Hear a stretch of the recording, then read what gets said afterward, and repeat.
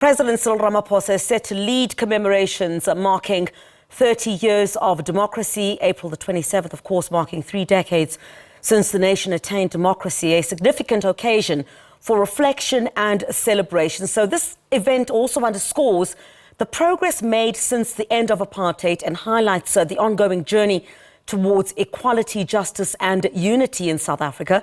Well, let's go to SABC News political editor now, Samkele Maseko, who is live to us from Pretoria. Samkele, a very good morning to you. Happy Freedom Day indeed, but of course a lot of reflection expected to take place today, marking 30 years of democracy. And we're expecting President Cyril Ramaphosa to touch on the successes, but of course there's a whole lot more that still needs to be done. Well, Griselda, I didn't know I've been promoted to a political editor. But thank you very much for that particular promotion, even though Mzwandi Lambeche won't be happy.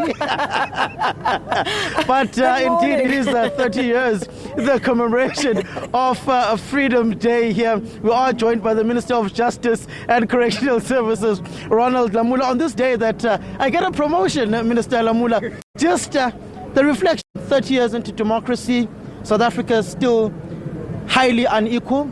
The economy is still in the hands of a few. What is the government doing to address the economic disparities that are there? Thank you very much, Samuelo, and to the viewers at home. This promotion will not have happened also if it was not for this freedom. On a lighter note, it is indeed a long journey. I was a schoolboy in a farm school, TSB 10 Bush in Mpumalanga, where I was still doing my primary education, where segregation and racial discrimination was apparent and clear. With we could only do with only black kids who could not play or be in the same class and school with the white kids. Today, our kids, they study in office schools. They go through all processes. They've got freedom of trade. The Constitution has enabled for a South African, young black South African, to dream to be an astronaut, to dream to be a metallurgist, to dream to be anything. So that foundation has been laid in the past 30 years. We obviously still do have challenges that we need to build from after, obviously, with the 29th of May voting South Africans, to build, to create an equal society, inclusive economy, where everyone feels that they are sharing in this economy. But there has been a good foundation that has been laid in the past 30 years. But when you look, particularly during the period of 1999 going towards 2009, an era of economic growth, economic stimulation of the South African economy was performing in all cylinders. But the economy was not transferred to the hands of the majority. You look at the ownership of the companies at the Johannesburg Stock Exchange, not reflecting the demographics of the country. Yes, and you'll remember that when we took over, we had a huge debt that we had to repay. And that was the first task at a time of the fiscal to the debt crisis, which that of Mandela TM was able to pay out. And then they could now build a foundation for economic growth, which was growing at about 4%. Unfortunately, it could not create jobs, and it could also not create what we wanted as an inclusive economy. But that was the first phase where we had BEE. There were a lot of black people who came into the space, into the mainstream of the economy, affirmative actions through the Labor Relations Act. And also, there's also been transformation in the various sectors across the country. And this has been confirmed by the various statistics that there has been transformation by echelons of companies. What we now lack is the clear ownership, which is a majority. But in the mining sector, if you remember, Minister Mantashe has been very clear that that is the most transformed sector, particularly coal, almost 30% in the hands of black people. That would not have been possible before 1994. And there has been progress. Even some of the companies listed in the JSE Stock Exchange, some of them are today led by young black South Africans, MultiChoice, Calvo, Sasol, Mr. Balui, Kumba Iron Ore. You can name a lot of black CEOs Mr. Mkwanazi with the Anglo-American and so forth. So there has been transformation. You will not have found a CEO of a listed company in those. But what we now need to ensure is that that inclusivity leads to economic inclusion in terms of shareholdership, in terms of ownership, which should be what we move on from now going forward from the foundation that we have laid.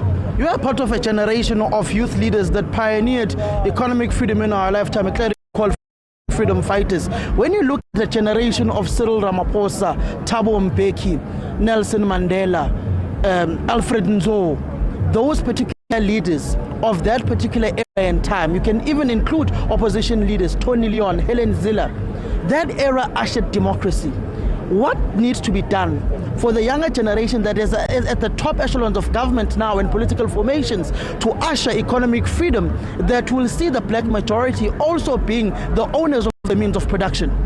Is to use the constitution and the laws to transform the economy directly and be deliberate, and which is what we have already started doing with the various laws that we have, as we are aware, with regards to the economic transformation in relations to consolidation and concentration of the economy, which we are using the Competition Act. With regards to land, there's been recently in Parliament the expropriation bill, which is now before the President, the NHI. We have also put the Land Act through.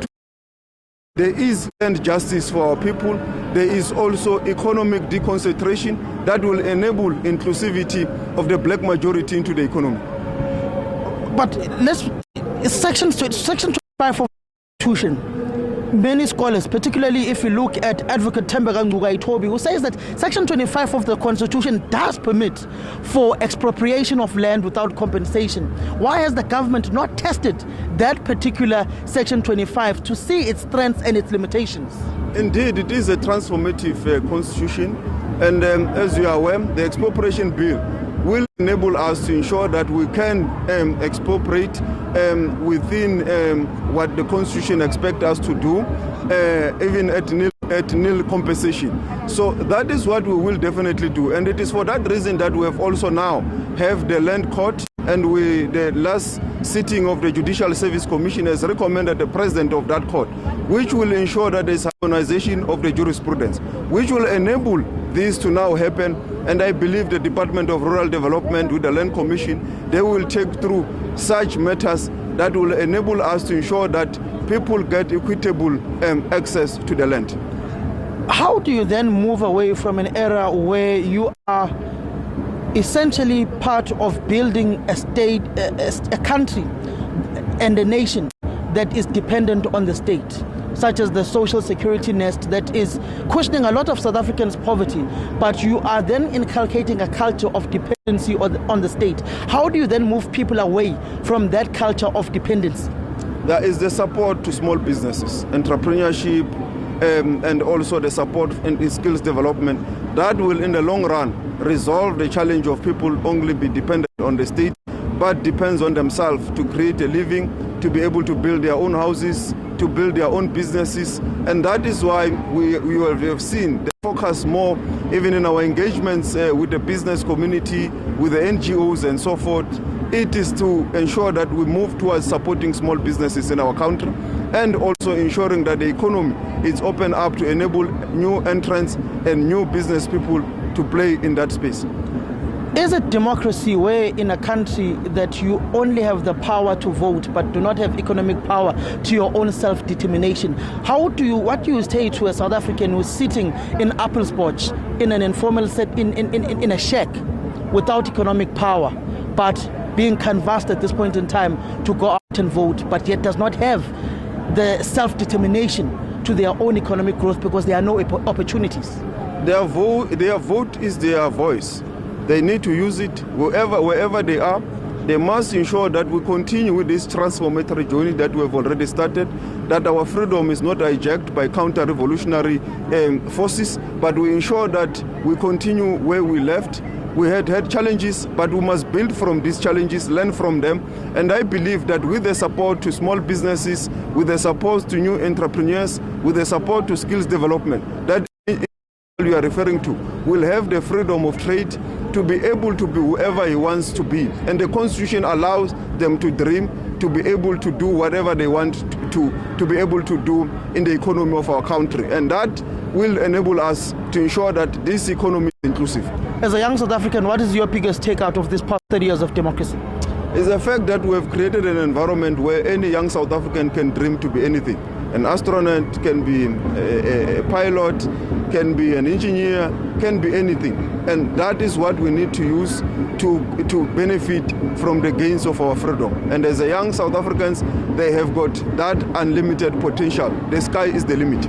Thank you very much, Minister Lamola. That is Minister of Correctional Services and Justice within the country, Ronald Lamola, looking back at the past 30 years of democracy, looking at the achievements of government, what government has done, and how it has helped an African black child sitting in some deep rural informal settlement somewhere who can dream big and become an astronaut and do big things that those whom were previously advantaged only had the opportunity to do. SABC News, a political reporter. This time, I get it right. Happy Freedom Day, Samkele. All right, live to us from the Union Buildings. That's, of course, where the main Freedom Day celebrations will be taking place today. Samkele Maseko is there. We've also got SABC News reporters in various other parts around the country. We'll be giving you a full view, basically, of what's taking place on this Freedom Day around the country.